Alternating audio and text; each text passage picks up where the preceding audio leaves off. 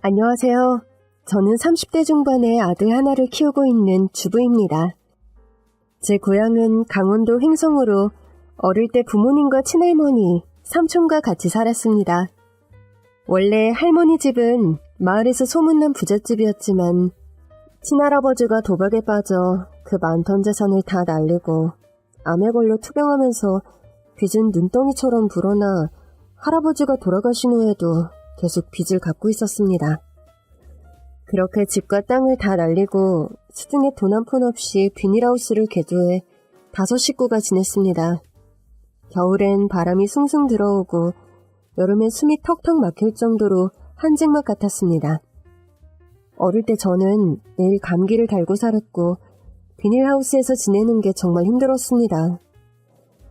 아빠는 할아버지가 진 빚을 갚으려 공사장 막노동, 축사일, 배달일까지 서너 가지 일을 하면서 돈을 벌어야 했습니다. 하지만 그렇게 일을 해도 돈을 모으기는커녕 밥 한 끼도 제대로 못 먹을 정도로 가난했고 매달 사채업자에게 돈을 갚아야만 했습니다. 매달 25일이 다가오면 부모님은 잠도 제대로 못 주무실 정도로 긴장했어요. 여보, 이번 달에는 어머니 병원비 쓰느라 이자 갚기에 턱없이 부족한데 그 사람들 오면 가만 안 있을 텐데 어떡해요.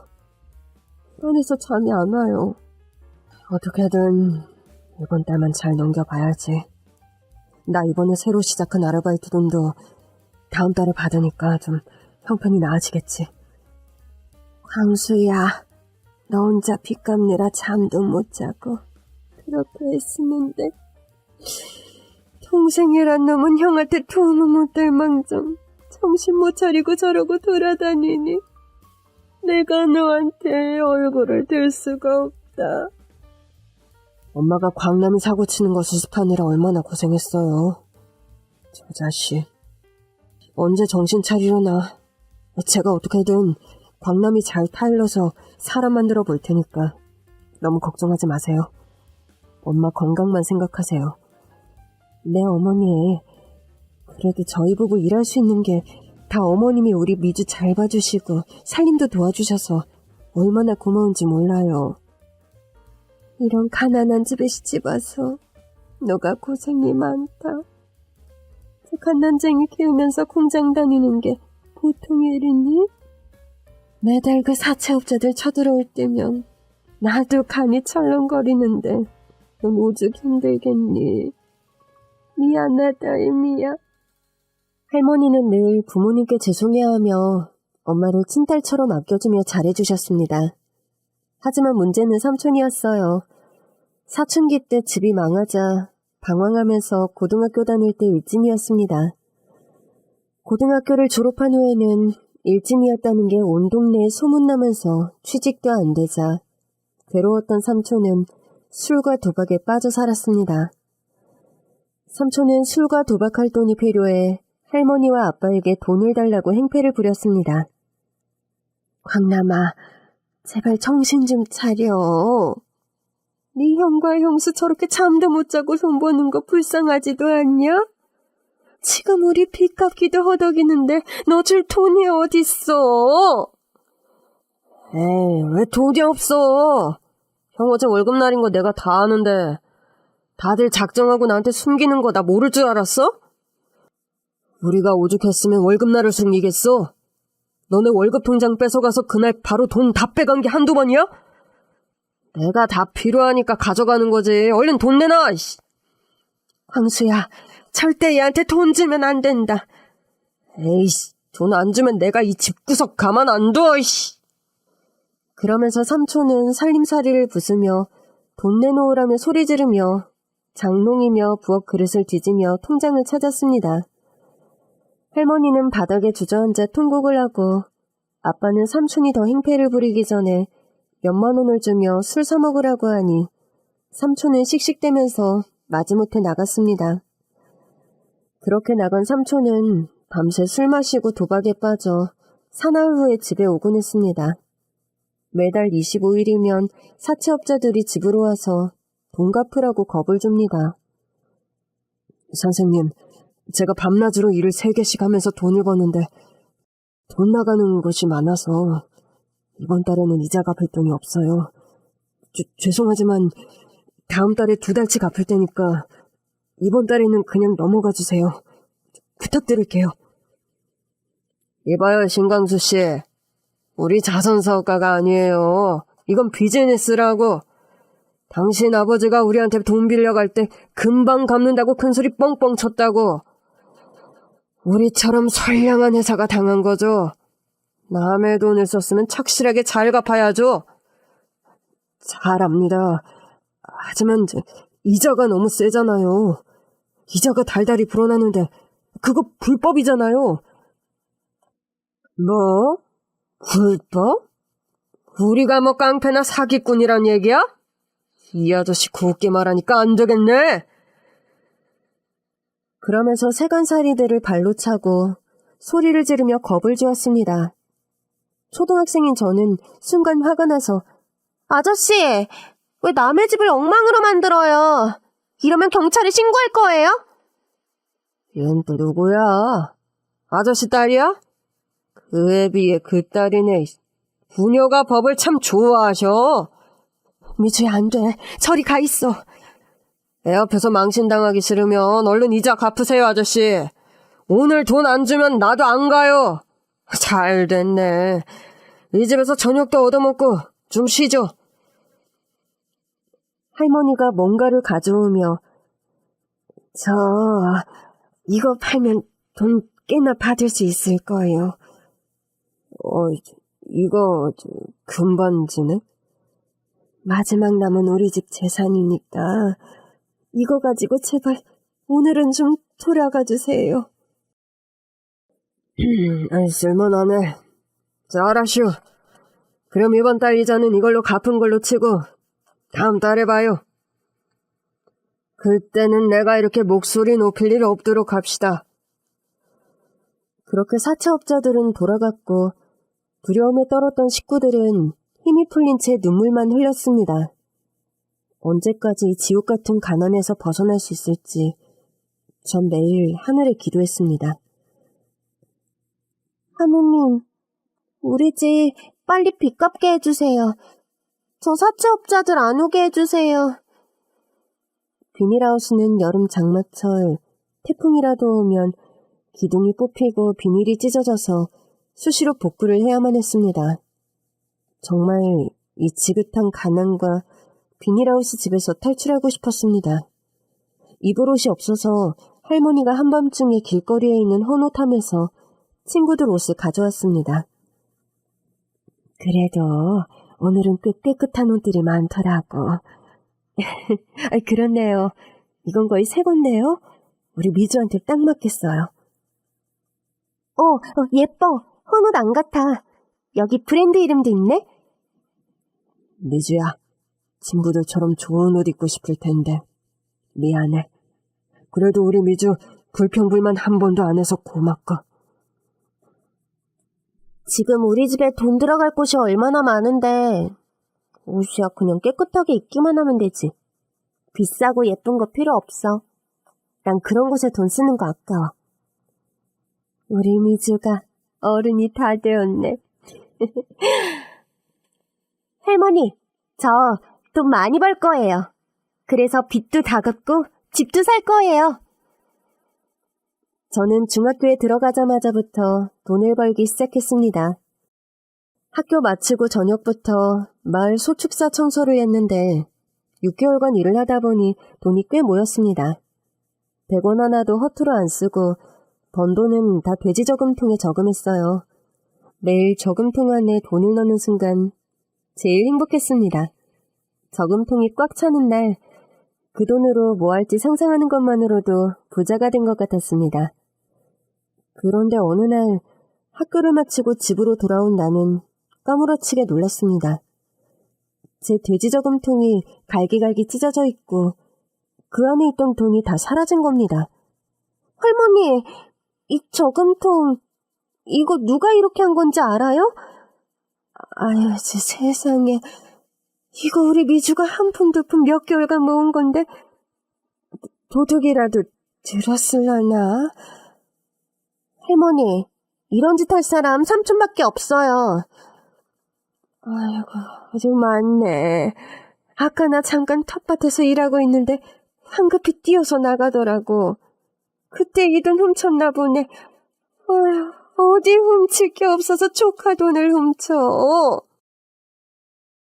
저는 삼촌이 자주 가는 술집을 찾았습니다.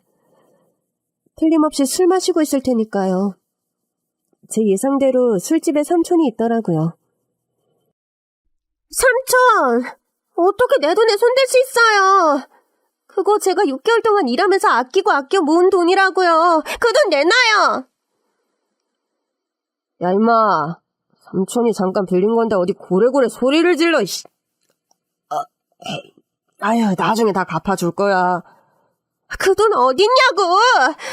또 노름했어요? 아유, 내가 우리 미주 돈 몇 배로 벌리려고 투자를 했는데. 아유, 오늘 운이 더럽게 없는지 다 잃었어. 삼촌 거지야. 삼촌은 술이 취해서 말도 제대로 못하고 몸도 못 가눴습니다. 노름으로 돈을 다 잃었다는 말에 저는 너무 화가 나고 속상해서 엉엉 소리내어 오열했습니다. 그리고 그때 깨달았습니다. 이 집에 있는 이상 평생 나는 이렇게 삼촌한테 시달리면서 살 거라는 걸요. 집에 와서 엄마한테 삼촌이 내 돈을 훔쳐간 걸 얘기했더니 미주야, 너까지 우리처럼 고생하게 할 수 없어. 그러려면 하루라도 빨리 이 집에서 나가야 돼. 아무리 돈을 벌어도 밑 빠진 독에 물붓기야. 빚에서 헤어날 수가 없어. 엄마 아빠는 정말 하루에도 몇 번씩 이 구렁텅이에서 벗어나려면 이 세상을 떠나는 수밖에 없다고. 다 포기할까 다짐했다가도 미준 너 생각하면서 다시 이 약 물고 버티고 있어. 엄마, 내가 돈 많이 벌게. 그래서 엄마, 아빠, 할머니 꼭 이 가난에서 벗어나게 할 거야. 빚도 내가 다 갚을 거야. 그러니 힘들더라도 조금만 참아. 내가 있잖아. 그래, 우리 딸 때문에 살아. 삼촌은 아무 일 없었다는 듯이 밤에 집에 왔고 전 그날 이후로 돈을 집에 안 두고 학교 사물함에 보관했습니다. 집보다 학교가 더 안심이 되었어요. 고등학교에 올라가서도 식당 일이며 중국집 배달, 건물 청소까지 닥치는 대로 아르바이트를 해서 돈을 모았고 목돈이 되었을 때 부모님께 드렸습니다. 아빠, 이 돈 내가 중학교 때부터 6년간 일하면서 모은 돈이에요. 이 돈으로 빚 원금 일부라도 갚아요. 너가 힘들게 번 돈인데 이 돈 받을 수 없어. 아빠, 난 대학도 안 갈 거고 공부는 포기했어요. 우리 언제까지 비닐하우스에 살 건데요.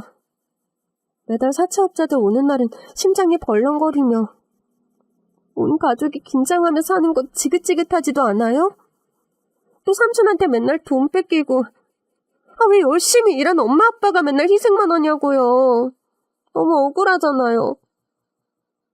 할머니 남은 여생 동안은 좋은 집에서 좋은 음식 먹고 행복하게 살게 해드려야 하잖아요.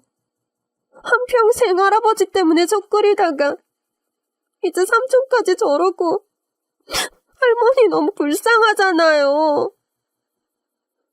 여보, 미주 마음 받아주세요. 이 돈 미주가 우리 생각하는 마음인 거예요. 아빠는 아무 말 없이 울면서 제 돈을 받았습니다. 저는 고등학교를 졸업하자마자 서울로 상경했습니다.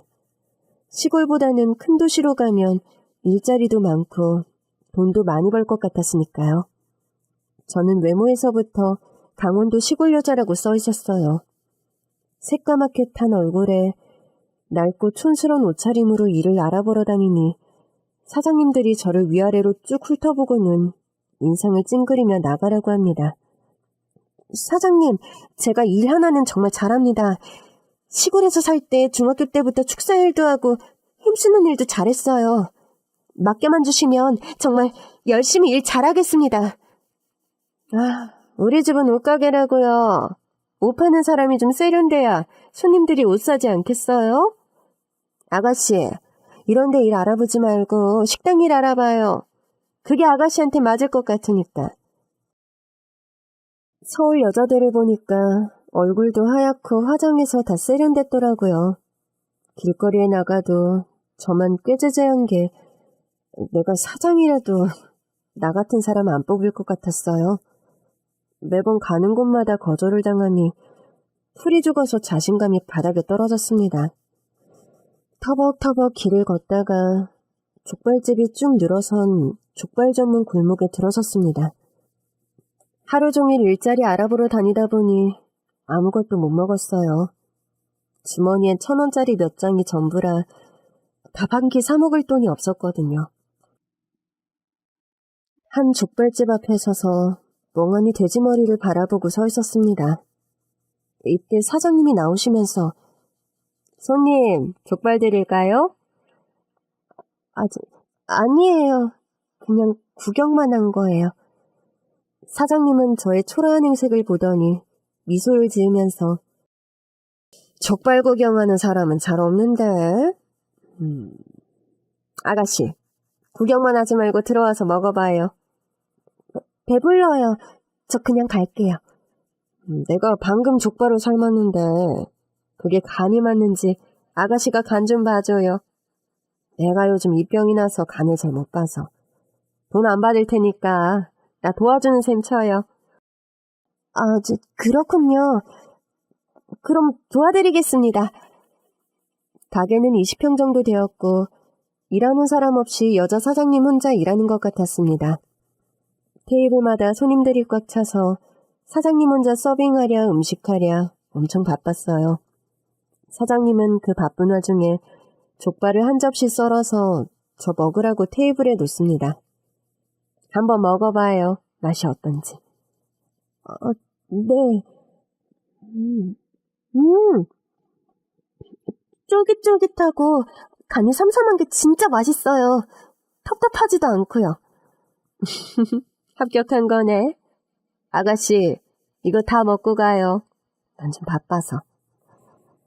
그렇게 사장님은 일하느라 정신이 없었고 전 배고팠던 터라 족발 한 접시를 금세 비웠습니다. 여기 쌈장 더 주세요. 네, 손님. 저는 족발값은 해야겠다는 생각에 식당 일을 도왔습니다. 여기 족발 한 접시 더 주세요. 네, 손님. 족발 한 접시 금방 드리겠습니다. 사장님, 족발 한 접시 빨리 주세요. 네, 금방 나갑니다. 사장님은 제가 테이블도 닦고 서빙하는 거 보면서 흡족하신지 웃고 계셨습니다. 그렇게 바쁜 시간이 끝나자 어느새 밤 10시가 다 되었더라고요. 이제 좀 조용하네. 아가씨, 족발 한 접시 먹었다가 몇 배로 일하셨네. 미안해서 어쩌나. 아니에요, 사장님.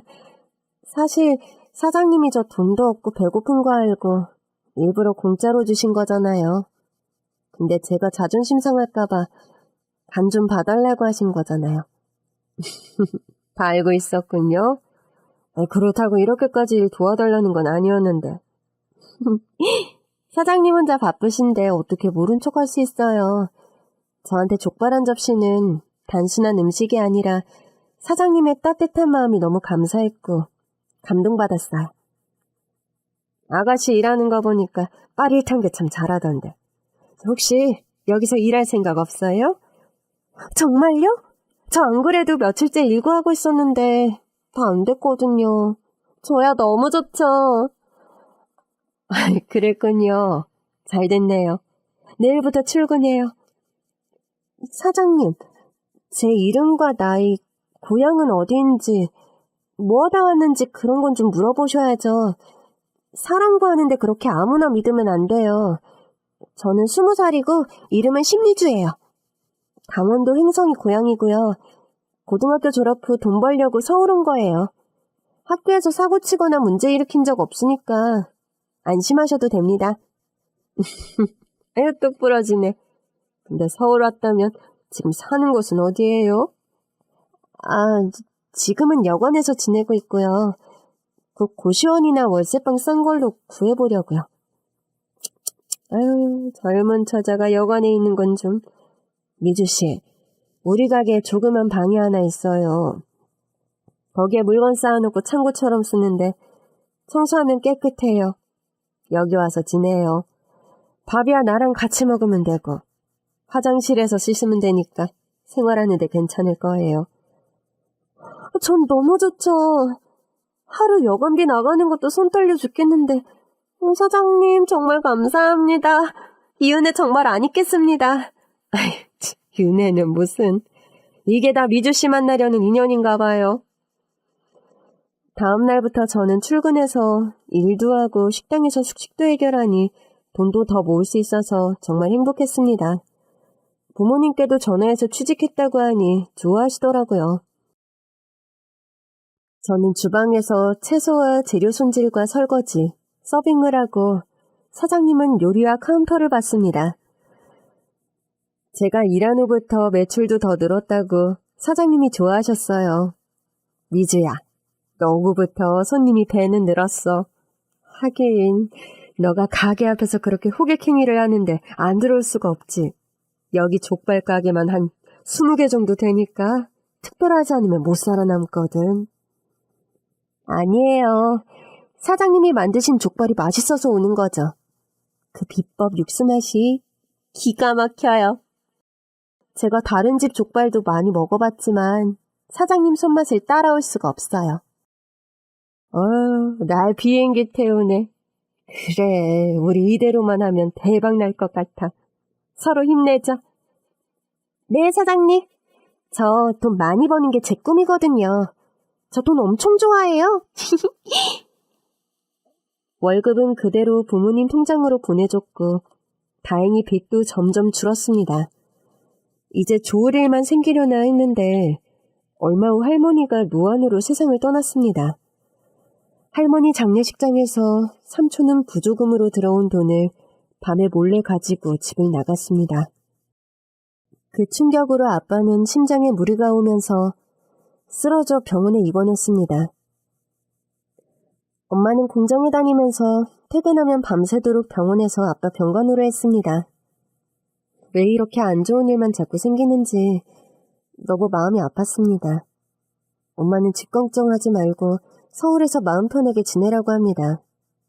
어느 늦은 밤 일을 끝내고 식당 방에서 자고 있는데 누군가 문을 열고 들어오는 소리가 들려 깼습니다. 순간 도둑이구나 직감했죠. 저는 숨을 죽여 옆에 있던 후라이팬을 들고 방문 옆에 서 있었습니다. 이 후라이팬은 혹시나 위급한 일이 생기면 무기로 쓰려고 방에 놔둔 거였거든요. 아니나 다를까 방문 손잡이를 돌리더니 한 남자가 방으로 들어왔고 저는 사정없이 후라이팬을 남자의 머리에 내리쳤습니다. 저 어리가 이 도둑아! 소리 지를 거야? 잠깐만요. 저 도둑 아니에요. 이 집 아들이라고요. 머리야. 너가 그러면 내가 속을 줄 알고? 살려줘요! 여기 도둑이에요! 저는 고함을 지르며 다시 후라이팬으로 내리치려고 하니까 남자가 팔로 잡으며 제 이름은 강진영. 우리 엄마 이름은 이 족발집 사장인 김미자 씨. 이래도 못 믿어요? 사장님 성함 맞네요. 그럼 진짜 아들이세요? 죄송해요. 아니 무슨 여자가 힘이 그렇게 세요. 참, 그나저나 댁이야말로 누구신데 여기 있는 거예요? 저 사장님과 같이 일하는 직원이에요. 신미주라고 합니다. 근데 제가 여기서 일한 지 3달이 넘었는데 한 번도 댁을 본 적이 없거든요. 아들인데 어떻게 식당에 한 번도 안 올 수가 있죠? 제가 군대에 있다가 오늘 제대한 건데 너무 밤늦게 와서 식당에서 자고 내일 오전에 집에 가려고 했죠. 제가 식당 일 돕다가 너무 늦으면 이 방에서 잤거든요. 그러셨군요. 전 도둑인 줄 알고 너무 놀라서. 이마에 피난 것 같은데 잠깐만 기다리세요. 소독부터 빨리 해야겠어요. 전 소독약과 밴드로 급한 대로 치료부터 했어요. 남자는 이마에 밴드를 붙인 채로 택시를 타고 집으로 갔고 다음날 사장님과 같이 식당으로 왔습니다. 어젯밤 대단한 일이 있었다면서? 미주나 진영이나 진짜 놀랐겠구나? 제가 도둑인 줄 알고 어찌나 놀랐던지 아드님인 줄 모르고 얼굴에 상처를 내고 말았어요. 너무 죄송해요. 당연히 그런 상황이면 자기 방어하는 건 당연한 거야. 우리 준영이가 원래 족발집 일을 도왔거든. 그래서 오늘부터 같이 일하게 되었으니까 미주랑 준영이 서로 도와주며 잘 지내봐. 잘 부탁합니다, 미주씨. 네, 저도 잘 부탁합니다. 진영씨는 주로 족발과 식자재 구입하는 일을 하느라 차를 타고 하루 종일 바깥 일을 봤습니다. 그렇게 같이 일을 하다 보니 사랑의 감정이 싹 텄고 연인 사이로 발전했습니다. 애인이 생겼다고 엄마한테 전화를 하니 아빠가 위독하다는 말씀에 강원도 고향으로 가자마자 아빠는 제 얼굴을 본 후 하늘나라로 떠났습니다. 엄마 혼자 고향 텅 빈 집에 있는 게 걱정돼서 서울로 오라고 계속 설득했지만 엄마는 아빠와 온 식구가 같이 살았던 그 비닐하우스 집이 좋다면서 거기서 혼자 지냈습니다. 비닐하우스 안은 따로 난방을 할 수 없어서 연탄난로로 난방을 했는데 어느 날 밤에 엄마는 연탄가스 중독으로 세상을 떠났습니다. 그렇게 부모님을 한꺼번에 열고 하루아침에 고아가 된 게 믿어지지가 않아 매일 울기만 했습니다. 미주야, 너가 왜 고아니? 너한테는 준영이 같은 든든한 남자친구도 있고 그리고 널 딸처럼 아껴주는 시어머니도 있잖니. 네? 시어머니요? 시어머니라면 준영 씨와 결혼을 허락해 주신다는 말씀인가요? 그래, 준영이와 빨리 결혼해서 너도 마음 잡았으면 좋겠구나. 사장님, 근데 저 결혼할 준비가 안 되어 있어요. 매달 월급을 다 부모님께 드려서 모아놓은 돈이 없어서 지금 상황에서 아무것도 준비할 수가 없어요. 너가 준비할 게 뭐가 있니? 우리 집에 너만 들어오면 돼. 결혼식만 올리는 거지. 생활하는 건 예전처럼 똑같이 하면 되는 거야. 사장님, 감사합니다. 저 결혼하면 정말 잘할게요. 아이, 그래. 아이, 근데 호칭부터 바꿔야겠다. 사장님이 뭐니? 거리감 느껴지게. 아, 네, 어머니. 어머니? 좀 어색하긴 한데 듣기 좋네. 그렇게 시어머니는 제 어려운 상황을 다 품어주시고 며느리로 받아주신 겁니다. 결혼 생활은 정말 행복했습니다. 자상한 남편, 따뜻한 시어머니 사랑을 듬뿍 받으며 족발집도 더 번성했어요. 결혼하자마자 임신해 아들도 출산했습니다. 그 많은 족발집 중에서도 시어머니만의 비법 맛으로 손님들이 멀리서 찾아와 줄을 서서 기다리는 대박집이 되었습니다. 그러다 보니 아침부터 밤늦게까지 허리 펼 새 없이 정신없이 바빴지만 돈 버는 즐거움에 힘든 줄도 몰랐습니다. 여보, 요즘 장사가 잘 되니까 재료가 금세 떨어지네요. 족발이며 간장, 고춧가루 더 사와야겠어요. 그래야겠어. 이번에는 양을 2배로 사야겠네. 지금 갔다 올게. 좀 더 비싸더라도 좋은 걸로 사야 돼. 단골이라 최상품으로 주겠지만 꼼꼼하게 살펴봐야 돼. 남요, 어련하실까요?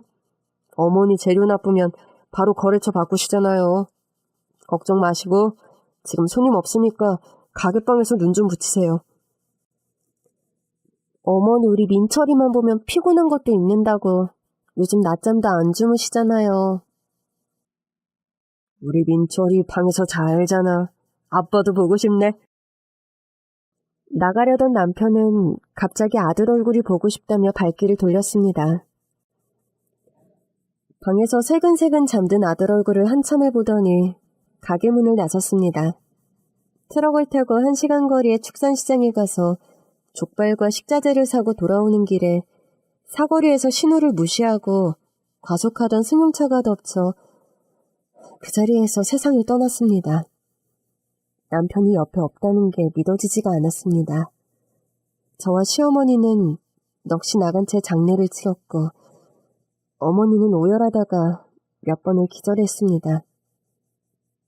남편을 낳자마자 시아버님도 교통사고로 별세하셔서 시어머니의 충격은 더 컸던 겁니다. 남편은 시어머니의 유일한 등불이었기에 그 상실감은 훨씬 더 컸습니다. 시어머니는 한동안 식음을 전폐하고 누워만 있었습니다. 그 마음의 병이 너무 컸던지 시어머니는 췌장암 말기 판정을 받았습니다. 시어머니 병간호를 위해 가게 문을 닫아야 했습니다. 손님들과 주위 상인들은 이렇게 장사가 잘 되는데 왜 장사를 안 하느냐며 안타까워했습니다. 우리 족발 골목에서 김 사장님네 족발 맛이 소문나 사람들이 찾아오는 거잖아. 덩달아 주변 족발집도 장사가 잘 돼서 다 김 사장네 덕이다 생각하고 고마워하고 있는데 이렇게 가게를 접으니 마음이 안 좋네. 네, 지금 프랜차이즈 하자는 사람들도 많고 가게 확장도 준비하고 있었거든요. 제 어릴 때부터 꿈이 돈 많이 버는 거였어요.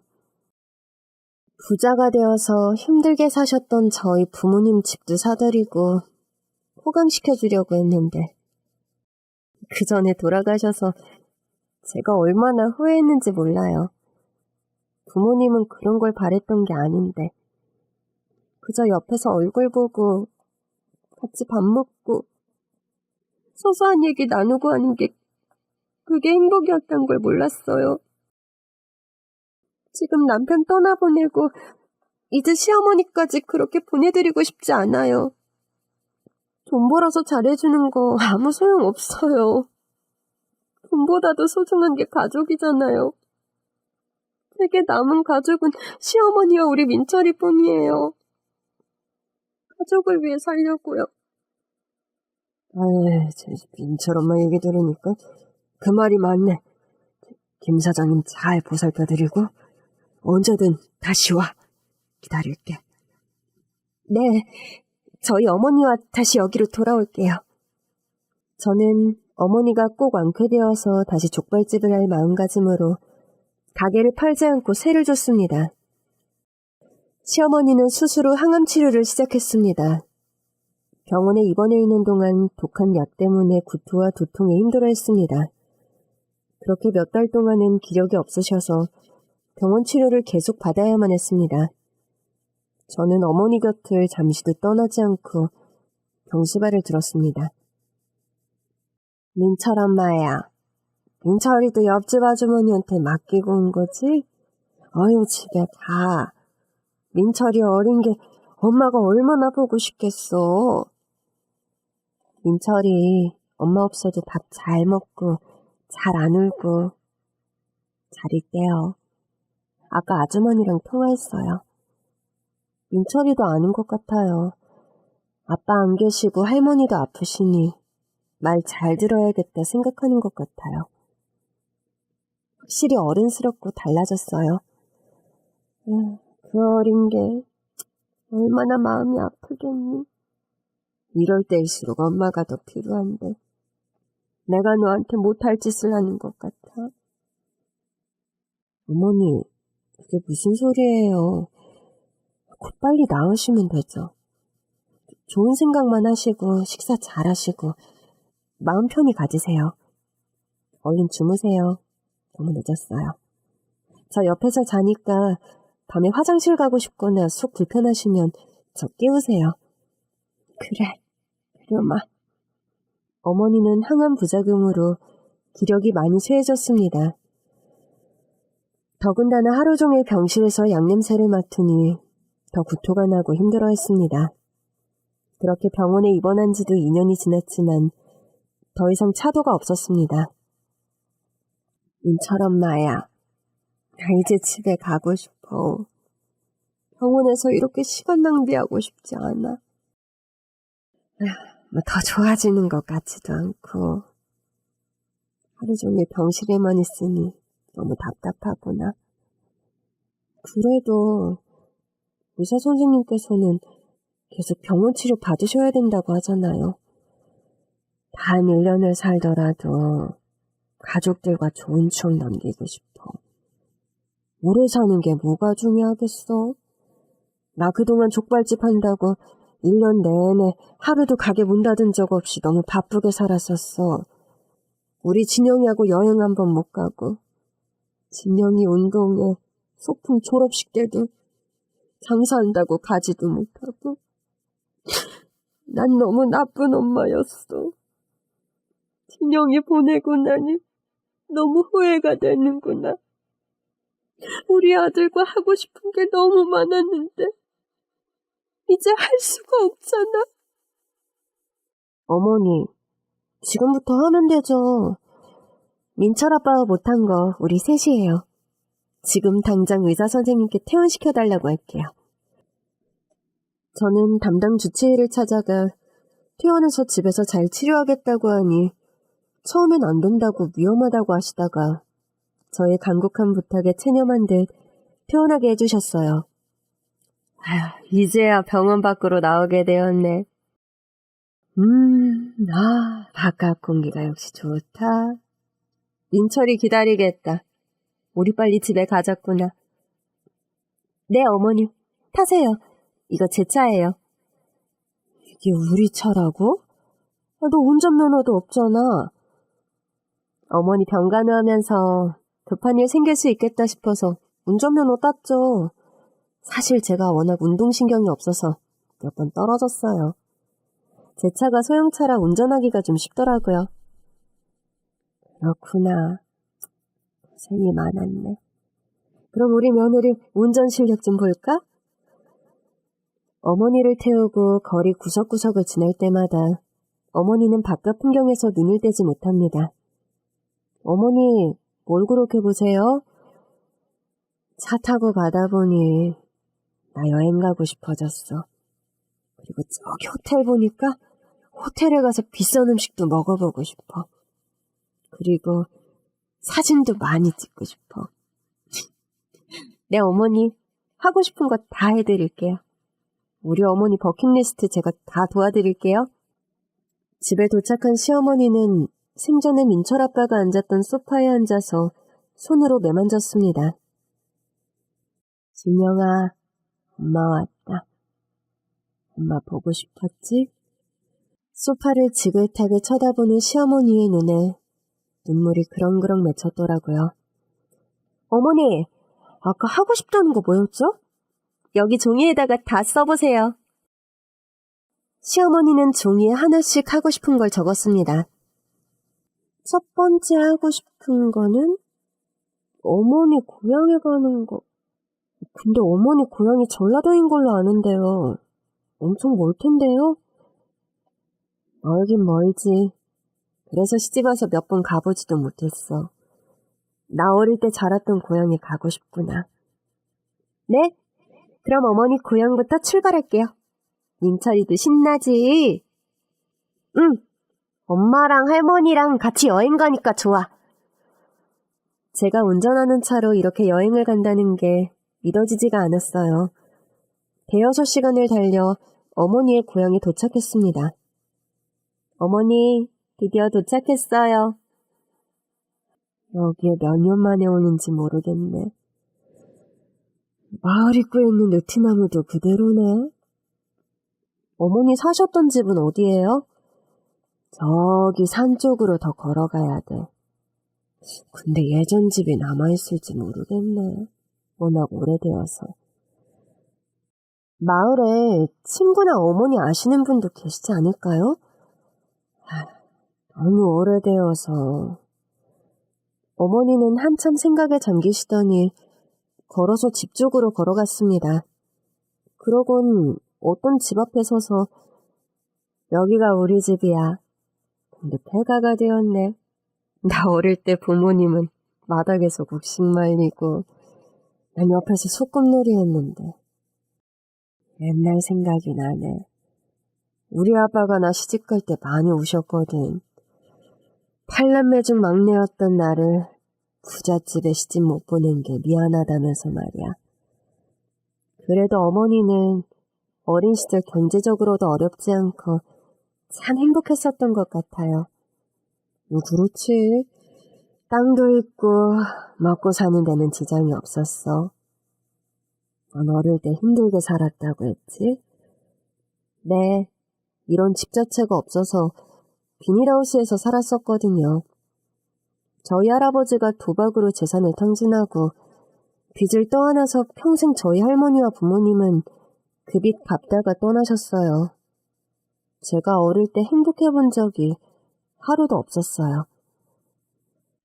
식당 앞에서 처음 봤을 때 얼굴에 고생하며 살았다는 게 보이더라고. 그래서 우선 뭐라도 먹여야 되겠다 싶었지. 왠지 너한테 마음이 가더라고. 그런 게 다 인연이 되려고 그러는가 봐. 맞아요. 그날 어머님이 주신 족발 맛을 잊을 수가 없어요. 돈이 없어서 며칠째 굶었다가 정말 허겁지겁 먹었어요. 시어머니는 한참을 집 앞에 서서 생각에 잠기는 듯 했습니다. 그러면서 눈물을 훔쳤습니다. 진영이 낳자마자 진영이 아빠 떠나보내고 그때부터 먹고 살아야 되니 정신없이 바쁘게 살았지. 그러다 보니 10년 만에 처음 친정집에 갔더니 부모님이 너무 늙으셨더라고. 기력이 없어서 방에 누워 계시는데 예전에 그 든든했던 부모님이 아닌 한없이 약한 부모님의 모습에 눈물이 왈칵 쏟았지. 몸 하나 못 가누고 내 얼굴을 보며 울기만 하셨는데 정말 죄송했었지. 좀 더 일찍 찾아왔어야 하는데 부모님이 이 방내를 얼마나 보고 싶어 하셨을까. 그날이 마지막이었어. 어머니 혼자 민철 아빠 키우느라 정말 힘드셨을 것 같아요. 저는 지금 어머니가 계셔서 얼마나 든든한 줄 몰라요. 그래, 넌 나처럼 힘들면 안 되지. 내가 빨리 건강 찾아서 오래오래 너와 민철이 옆에서 지켜줄게. 어머니, 날이 차요. 이제 차로 돌아가요. 이렇게 고향에 와서 옛날 생각하니까 기분이 좋다. 이제 정말 죽어도 여한이 없어. 돌아서는 어머니 발길이 한결 가벼워 보였습니다. 할머니, 다음에 하고 싶은 건 뭐예요? 바다 보고 싶어.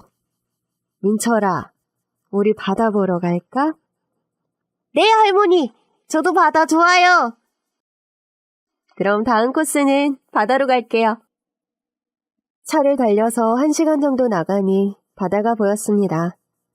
해안선을 따라 한참을 달리다가 사람이 드문 조용한 해변이 있어서 내렸습니다. 어머니, 여기가 조용하고 좋네요. 그래, 바다가 참 예쁘구나. 저희 셋은 차에서 내려서 맨발로 모래사장을 걸었습니다. 나 장사하느라고 40년 넘게 이런 여행 한 번도 안 가봤어. 바다는 나 시집 왔을 때 진영이 아빠랑 신혼여행으로 와본 게 마지막이었네. 저도 그렇네요. 우리 집 빚 때문에 맨날 사채업자에게 시달리고 도박에 빠진 삼촌한테 돈 뺏기고 지옥 같은 어린 시절에 정말 바다 한번 보는 게 소원이었어요. 제 고향이 강원도 횡성이라 조금만 더 차 타고 가면 바다인데 거기 가는 게 그렇게 힘들더라고요. 1시간 정도만 가면 되는데. 갑자기 시어머니가 기침을 하면서 그 자리에 주저앉았습니다. 어머니, 왜 그러세요? 어디 안 좋으세요? 아니지, 괜찮아. 조금 몸이 힘들구나. 우리 차로 돌아갈까? 어머니, 몸 힘드시면 말씀하세요. 병원에 가게요. 아니, 그 정도까지는 아니고. 조금 피곤해서. 네, 그럼 이제 집으로 돌아가요. 어머니 오늘 너무 멀리까지 오셔서 힘드신 거예요. 괜찮아. 이렇게 온 거 나 가보고 싶은 곳 다 둘러보고 싶어. 이제 언제 여기로 오겠니? 네. 오늘은 어머니 하자는 대로 다 할 거예요. 그럼 다음 코스는 어디로 갈까요? 배가 고프네. 민철이도 배고프지? 네, 배고파요. 우리 빨리 밥 먹어요. 아유, 우리 손주 배고프면 안 되지. 다음 가볼 곳이 식당이야. 나한테는 정말 기억에 두고두고 남는 곳이지. 차를 달려 어머니가 알려준 식당에 도착했습니다. 식당은 고속버스 터미널 옆에 있었는데 작고 허름했습니다. 다른 식당들은 리모델링해서 새 건물인데 이 식당은 한 50년은 넘은 것 같이 오래된 흔적이 남아있더라고요. 뭐 드릴까요? 순댓국 3개 주세요. 저 혹시 이 집 사장님 아드님 되세요? 네, 맞습니다. 근데 어르신이 어떻게 아세요? 아유, 맞구나. 30년 전에 이 식당에 왔거든요. 그때 사장님 옆에 서 있던 꼬마가 지금 사장님이셨네요. 맞아요. 저 어릴 때 식당에서 엄마 일하는 동안 저 구석에서 혼자 놀았거든요. 저희 어머니와 추억이 있으셨나 봐요? 네. 어머니 때문에 제가 다시 살 수 있었으니 생명의 은인이라고 볼 수 있죠. 갓난아이 낳은 지 얼마 안 돼서 애기 아빠 세상 떠나고 혼자 살아갈 생각하니 막막하더라고요. 주중에 돈은 없고 갓난쟁이가 있으니 돈 벌러 갈 수도 없어서 절망적인 상태였어요. 그래서 나쁜 마음을 먹고 무작정 고속버스를 타고 왔는데 여기였어요. 늦은 밤 시간이었는데 마지막으로 제가 좋아하는 순댓국이나 먹자는 생각에 이 식당으로 들어왔죠. 그 가게 문을 닫으려고 정리를 하고 있던 사장님은 애기 업고 있는 저를 보고 얼른 순댓국 한 그릇을 주셨어요. 그때 아드님이 옆에 있더라고요. 순댓국을 먹는데 눈물이 너무 나서 도저히 다 먹을 수가 없었어요. 사장님이 그걸 보시고 뭔가 분위기를 짐작했는지 아기 생각해서 열심히 살아요. 여기서 일해볼래요? 나도 아이 혼자 집에 둘 수 없어서 이렇게 식당 한쪽에 칸막이를 만들어서 하루 종일 거기서 놀아요. 그렇게 오랫동안 사장님과 얘기하면서 나쁜 생각한 내 자신이 너무 미웠고 사장님 가게에서 일하면서 다시 잘 살아야겠다고 마음을 고쳐먹었죠. 그때 아드님이 제 아들과 잘 놀아줬는데 기억 안 나시죠? 어렴풋이 기억나는 것도 같긴 한데 제가 너무 어려서 어머니 아니었으면 지금 내가 이 자리에 없었을 거예요. 그렇게 몇 달간 일하면서 요리도 가르쳐주시고 특히 사장님 족발 맛이 유명해서 그 레시피를 나한테 알려줬어요. 그러면서 나 떠날 때 족발 팔면서 아이와 열심히 살라고 하시며 돈 한 뭉치를 줬어요. 그 돈으로 월세방도 구할 수 있었고 저한테는 생명줄 같은 돈이었어요. 너무 감사해서 꼭 한번 다시 찾아뵙는다고 약속했는데 30년 만에 오고 말았네요. 그런 사연이 있었군요. 어머니는 지병으로 5년 전에 저희 곁을 떠나셨어요. 이제 생각나네요. 어머니가 한 번씩 서울 세댁 잘 사는지 모르겠네 하며 안부를 궁금해하셨어요. 그러면서 멍하니 창밖을 보며 눈물을 흘리시며 많이 보고 싶어하는 것 같았어요. 그래요? 저를 보고 싶어 했다고요? 좀 그런 줄도 모르고 사는 게 바빠서 사장님을 잊고 살았는데 죄송해요, 사장님. 너무 늦게 와서요. 그렇게 시어머니는 전국을 다니며 어머니가 보고 싶은 거, 먹고 싶은 거, 하고 싶은 걸 다 하시며 저한테 많이 고마워했습니다. 여행을 다녀온 후 어머니 건강은 오히려 더 좋아지셔서 동네 산책도 가시고 식사도 잘하시게 되었습니다. 그렇게 10년을 암투병하셨지만 힘든 고비는 없이 편안하게 보내셨습니다. 이제 떠나실 날이 다가오자 민철 엄마야, 그동안 너가 내 병수발 두느라 고생 많았어. 나 별로 힘들지도 않았고 마음 편하게 갈 수 있게 되었어. 그리고 이제 다시 족발집 문 열고 장사 시작해. 안방 금고에 내 비법 족발 레시피 있으니까 너도 잘할 수 있을 거야. 족발집은 내가 다시 살자고 마음먹고 시작한 의미가 있는 식당이니까 오랫동안 너가 잘 운영했으면 좋겠구나. 이 족발집에 우리 가족 인생과 추억이 있는 곳이니까 그렇게 민철이한테 이어지면 좋겠어. 네, 어머니, 걱정 마세요. 저 족발집 잘 이어서 할게요. 시어머니는 안심이 된다는 듯 편안하게 미소를 띠며 세상을 떠났습니다. 저는 다시 식당을 오픈했고 기다렸다는 듯이 손님들이 문전성시를 이루며 저희 식당은 대박이 났습니다. 새 집도 사고 식당이 있는 건물도 인수했습니다. 그리고 족발집 프랜차이즈도 전국에 30개가 생겼습니다. 저희 집 족발이 소문나면서 여기 족발 골목도 자연스럽게 알려지게 되며 다른 식당들도 매출이 많이 올라서 다들 저한테 고마워하더라고요. 저는 한시도 시어머니를 잊은 적이 없었습니다. 매일 식당 일을 마치고 집으로 돌아가면 시어머니 사진을 보며 어머니, 저 다녀왔어요. 오늘 주말이라 어찌나 손님이 많던지 잠깐 앉아서 쉴 새도 없었네요. 아무리 힘들어도 어머니가 당부하신 대로 제가 육수는 꼭 끓이고 있어요. 그 비법은 아무한테도 안 알려주고 있어요. 마치 시어머니가 옆에 계신 것처럼 이렇게 대화를 하면 마음이 든든했어요. 그리고 한 번씩 시어머니가 그리워 보고 싶을 때면 저는 수시로 차를 몰고 어머니를 모신 납골당에 가곤 했습니다. 내일 민철이 데리고 어머니 보러 가야겠다. 내가 새로 개발한 족발 요리도 가지고 가서 보여드려야겠네. 그렇게 시어머니를 모신 납골당에 내일 가기로 하고 그날 밤 잠이 들었습니다.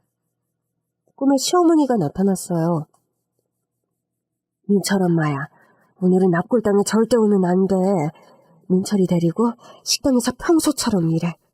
명심해야 돼. 오늘 오지 마. 어머니! 전 순간 꿈이 깼고 기분이 이상했습니다. 어머니 표정이 왜 그렇게 불안해하시지? 돌아가시고 꿈에 처음으로 나타나서는 왜 납골당에 오지 마시라고 하는 거지? 왠지 마음이 찝찝했습니다. 민철아, 오늘 할머니 보러 못 가겠다. 왜? 할머니 보고 싶은데. 다음 달에 또 가면 되지. 그러니 할머니 보고 싶어도 민철이 착한 어린이니까 잘 참을 수 있지? 네, 그럼 다음 달엔 꼭 가기로 약속해줘. 다행히 민철이는 보채지 않고 저는 하루 종일 식당에서 바쁘게 일했습니다. 일하는 내내 찝찝한 마음을 떨쳐버릴 수는 없었어요.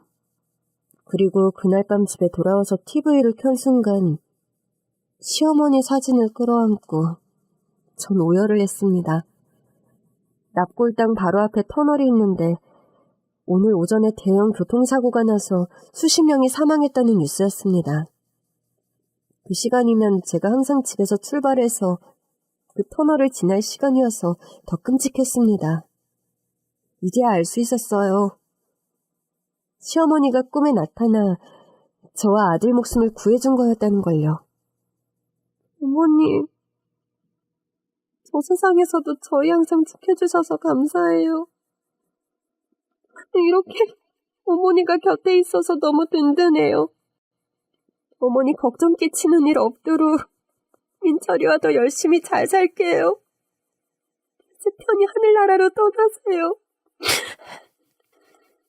그날 밤 다시 시어머니는 제 꿈에 나타나셔서 고운 한복을 입으시고 환히 웃으며 손을 흔들고 뒤돌아서서 하늘로 가셨어요. 족발집은 나날이 번창하고 민철이도 공부를 잘해서 정말 부러울 것 하나 없이 행복하게 살고 있습니다. 그날 시어머니가 꿈에 나타나지 않았더라면 이런 행복도 없었겠죠? 오늘따라 저희 시어머니가 많이 보고 싶네요. 긴 글 들어주셔서 감사합니다.